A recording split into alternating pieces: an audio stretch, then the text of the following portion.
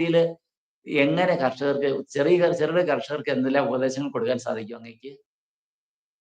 ഈ 2 പെട്ടിയും 4 പെട്ടിയും നമ്മൾ വാങ്ങുന്നതിന് ചില ടൈമുണ്ട്. ഈ സീസണിൽ ഇപ്പൊ ഒരു ഏപ്രിൽ മെയ് മാസമൊന്നും പെട്ടി വെറുതെ കിട്ടിയാൽ നമ്മൾ വാങ്ങാൻ പാടില്ല. വെറുതെ കിട്ടിയാൽ നമ്മൾ ആ പെട്ടി വാങ്ങാൻ പാടില്ല. സബ്സിഡി പോട്ടെ, വെറുതെ കിട്ടിയാലും വാങ്ങാറ്. അത് മഴ പിടിക്കുമ്പോഴേക്ക് ആ ഈച്ചങ്ങ് പോകും, ഒഴിഞ്ഞു പോകും. അത് നമുക്ക് കിട്ടേണ്ടത് ഒരു ആഗസ്റ്റ്, സെപ്റ്റംബർ, ഒക്ടോബറിൽ കിട്ടിയാൽ മതി.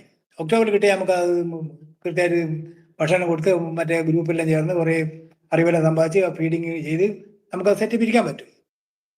അപ്പോൾ നമുക്ക് തേനെടുക്കാനും പറ്റും.